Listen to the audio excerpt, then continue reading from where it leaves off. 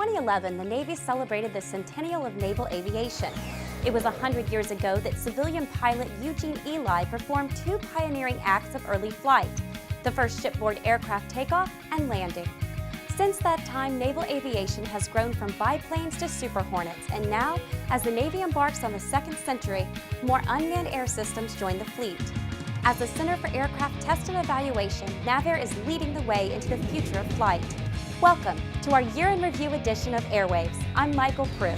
And I'm Kelly Schindler. Thank you for joining us. NAVAIR ended the year with the arrival of X-47B to Naval Air Station Patuxent River. The X-47B is the first fixed-wing unmanned system designed to operate from a Navy aircraft carrier. The X-47B flew for the first time in February during a year-long test phase at Edwards Air Force Base. Throughout 2012, the X-47B test team at Naval Air Station Patuxent River will conduct shore-based carrier suitability test. In July, the program used X-47B software to land an F-18 on board a carrier. The test demonstrated how the unmanned system would work in a shipboard environment. The P-8 program took vital steps towards the delivery of the first production aircraft to the fleet. In August, the program surpassed 1,000 test flight hours. The P-8 test squadron consists of 5 aircraft, including the T-4, the first production representative used to conduct operational test and evaluation. Over the summer, the P-8 completed heat testing in the desert, followed by at-sea tests with the surface ship USS Laboon. Most recently, the P-8 launched its first Mark 54 torpedo. The P-8 is set to replace the aging P-3 Orion. It will work with the BAMS UAV to improve maritime surveillance and warfare capabilities.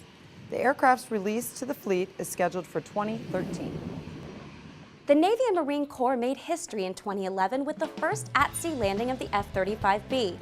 The vertical landing aboard USS Wasp kicked off the first of 3 sea trials for the Marine Corps version of the Joint Strike Fighter. The aircraft completed several short takeoffs and vertical landings on the amphibious assault ship. The trials measured the aircraft's impact to flight deck operations and helped determine future steps towards shipboard integration. 2011 marked an important year in the Navy's push to go green. The T-45, EA-6B, AV-8B, MV-22, and MH-60 flew using a biofuel blend.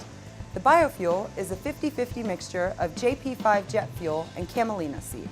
The Blue Angels performed using the biofuel blend during the Air Expo at Naval Air Station Patuxent River.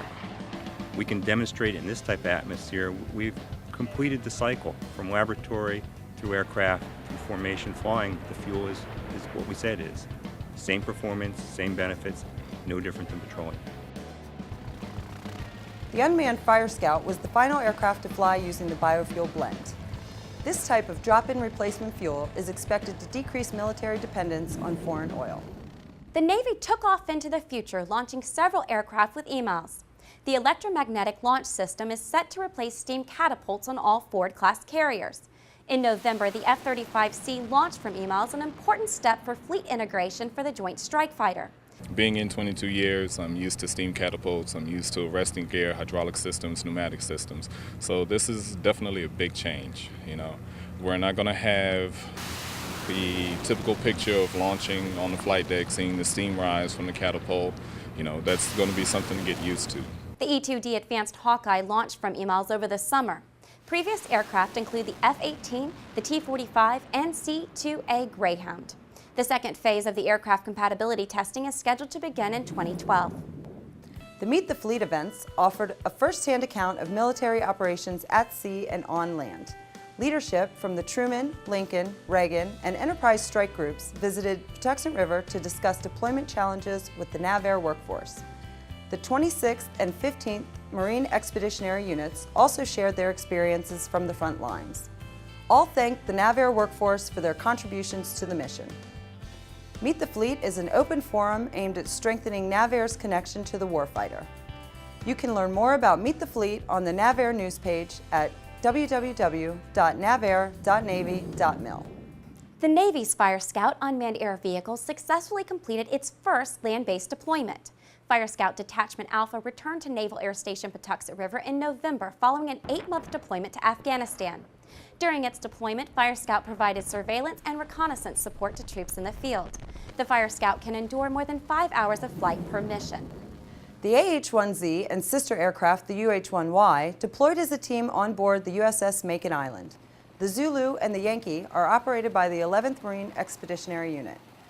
This is the first time the attack and utility aircraft have deployed under a single Marine light helicopter attack squadron.